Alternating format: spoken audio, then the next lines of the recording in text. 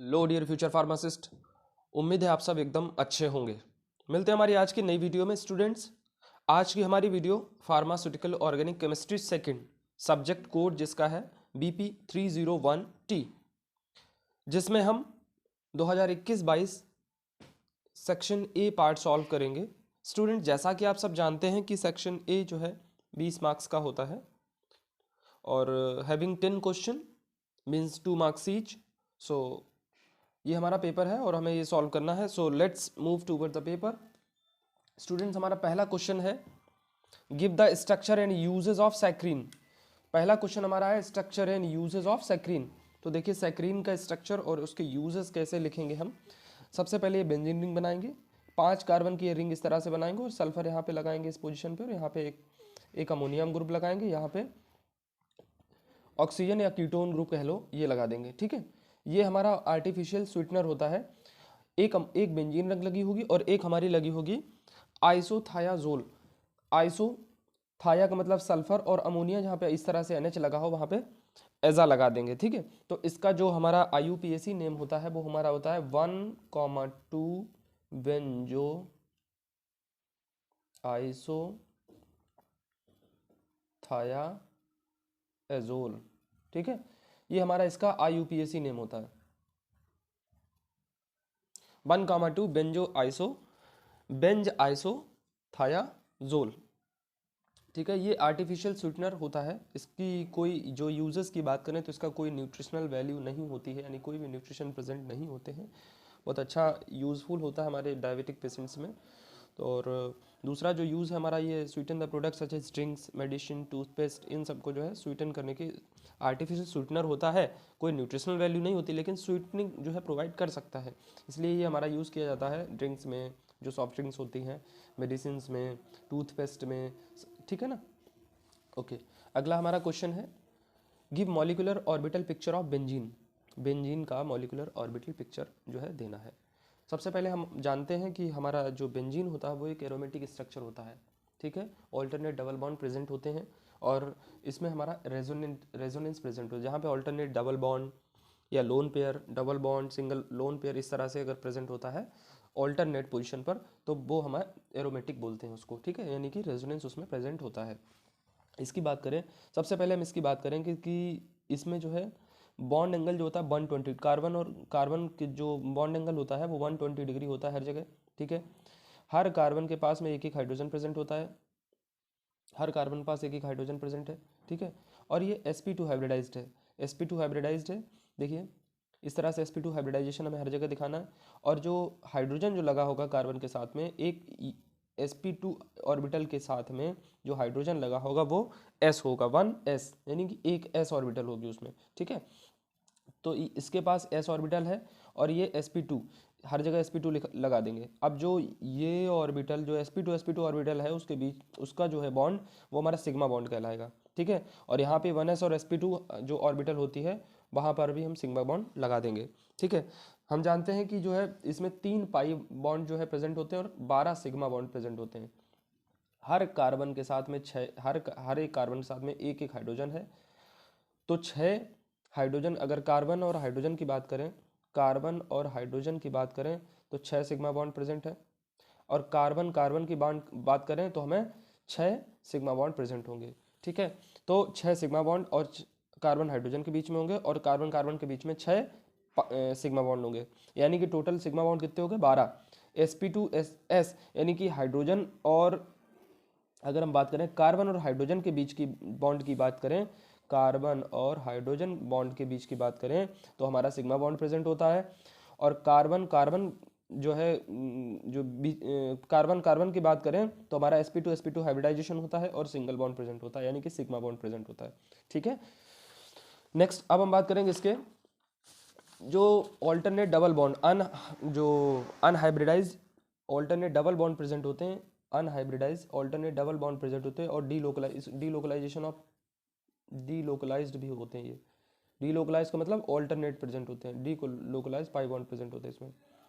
ठीक है, तो देखिए इस तरह से हम जो है एक रिंग बनाएंगे, साइक्लोहेक्सेन की इस तरह से रिंग बनाएंगे और ये ऑर्बिटल p ऑर्बिटल जो अनहाइब्रिडाइज्ड या डीलोकलाइज्ड पाई इलेक्ट्रॉन होते हैं, तीन जो पाई इलेक्ट्रॉन होते हैं, तीन जो पाई बॉन्ड होते हैं, पाई इलेक्ट्रॉन जो हमारे 6 होते हैं, सॉरी पाई इलेक्ट्रॉन 6 होते हैं और बॉन्ड हमारे तीन होते हैं, ठीक है।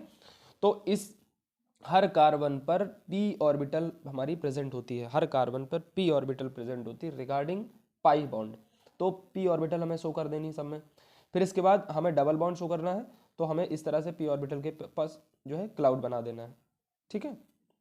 ये तो हमें कुछ इस तरह से दिखेगी। अगला अगर हम बात करें इसी पैरेलल में इसकी बात करें, और यहाँ पे देखिए एक इधर बॉन्ड प्रेजेंट है, एक बॉन्ड हमें इस तरह से, यानी कि ऑल्टरनेट बॉन्ड हमें दिखाना है, एक बॉन्ड अगर यहाँ पे है तो एक बॉन्ड यहाँ पे दिखाना है, ठीक है। तो ये हो गया।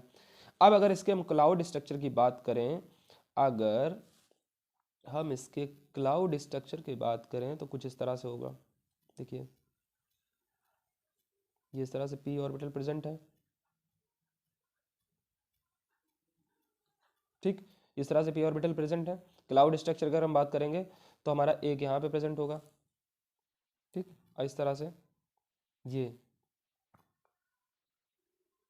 हमारा क्लाउड स्ट्रक्चर इसका हो जाएगा,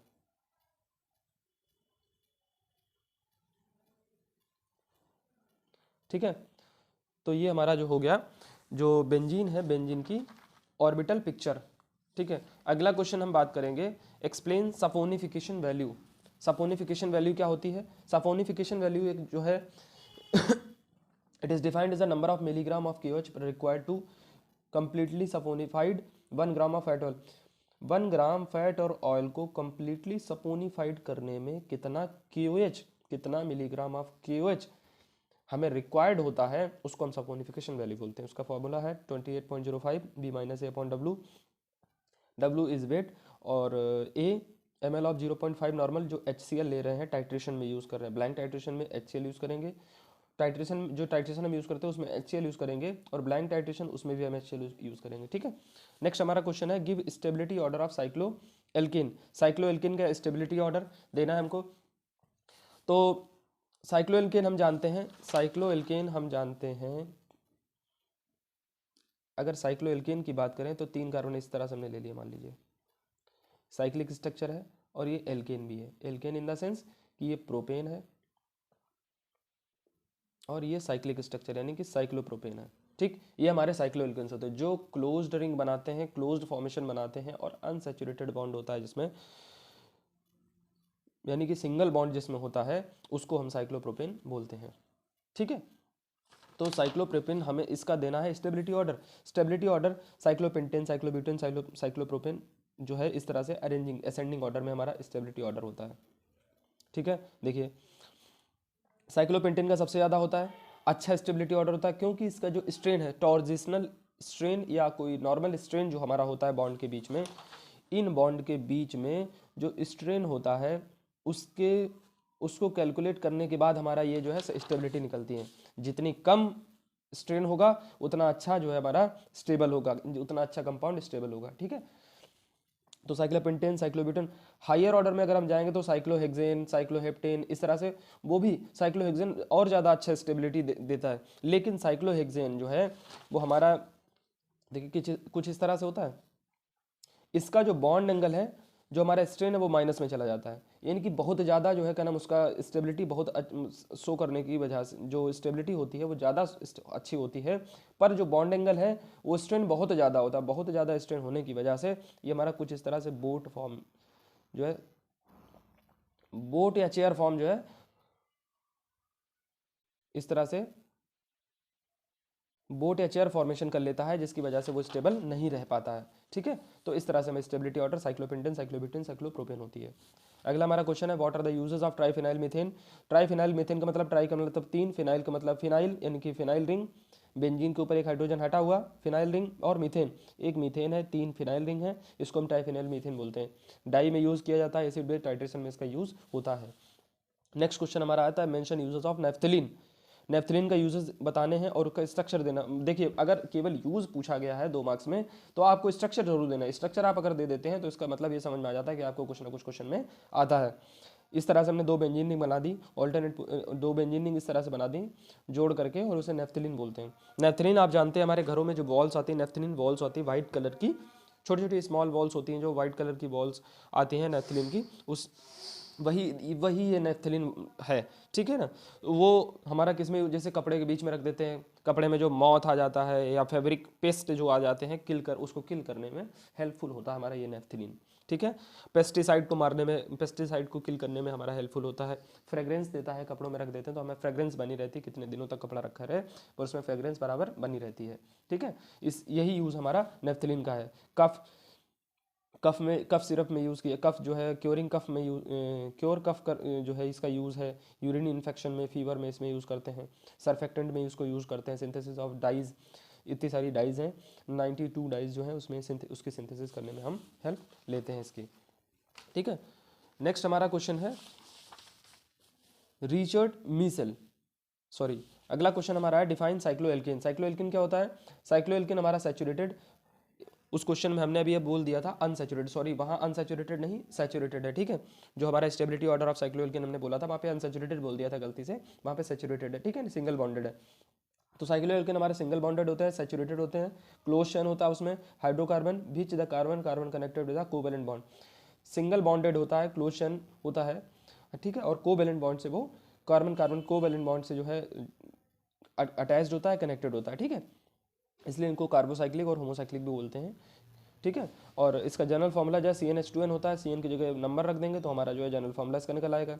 पहला मेंबर हमारा सीरीज़ का प्रोपेन होता है, पहला मेंबर जो इसका सीरीज़ का कौन सा होता है? प्रोपेन।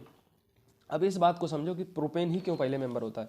देखो भाई, हम अगर साइक्लोएल्केन की बात कर रहे हैं तो साइक्लोएल्केन का मतलब है कि साइक्लिक स्ट्रक्चर होना चाहिए और एल्केन प्रेजेंट होना चाहिए।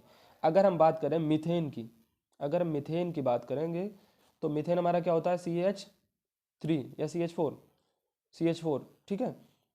तो क्या ये क्लोज चेन बना सकता है? नहीं बना सकता है। अगर हम बात करेंगे इथेन की, C2H5, क्या ये क्लोज स्ट्रक्चर बना सकता है? देख लीजिए CH3 CH3, तो ये क्या क्लोज स्ट्रक्चर बना सकता? नहीं। लेकिन अगर हम बात करें प्रोपेन की तो ये हमारा क्लोज स्ट्रक्चर, ये हमारा क्लोज स्ट्रक्चर बना सकता है, इस तरह से हमारा क्लोज स्ट्रक्चर बना सकता है, इसलिए इसको हम साइक्लोएल्केन बोलते हैं, ठीक है। नेक्स्ट क्वेश्चन हमारा फ्रीडल क्राफ्ट एसाइलेशन। देखिए फ्रीडल क्राफ्ट एसाइलेशन हमारी जगह पढ़ेंगे जहाँ पर भी हम electrophilic substitution addition, electrophilic substitution reaction पढ़ेंगे वहाँ पर हम फ्रीडल क्राफ्ट एसाइलेशन जरूर पढ़ेंगे, ठीक है। तो इसका क्या मतलब है? देखिए ये किसी भी कंपाउंड में एसाइल ग्रुप का RCOO अगर एसाइल ग्रुप का एडिशन करा देते हैं in the presence of Lewis acid catalyst तो हमारा वहां पर फ्रीडल क्राफ्ट एसाइलेशन होता है, ठीक है। नेक्स्ट हमारा क्वेश्चन है व्हाट इज रिचर्ड मीसेल। ये क्या होता है? RM वैल्यू क्या होती है? It is indicator of how much volatile fatty acid can be extracted from fat through saponification. इसका मतलब ये है कि कितना फैटी एसिड हम एक्सट्रैक्ट करेंगे किसी भी फैट से। कोई भी फैट अगर हमको मिल गई है और उसको ये इंडिकेट करता है कि कितना वोलेटाइल फैटी एसिड हमें वहाँ से मिल रहा है, थ्रू किसके प्रोसेस से? सपोनिफिकेशन प्रोसेस से, ठीक है। इसका फॉर्मूला है RM value is equal to 1.10 into T1 - T2। Blank titration perform करेंगे, 0.1 नॉर्मल KOH लेकर के, ठीक है। ये फर्दर एक डेफिनेशन दी है, इसको देख लीजिएगा। नेक्स्ट हमारा क्वेश्चन है ड्रॉ एनी 4 एरोमेटिक स्ट्रक्चर।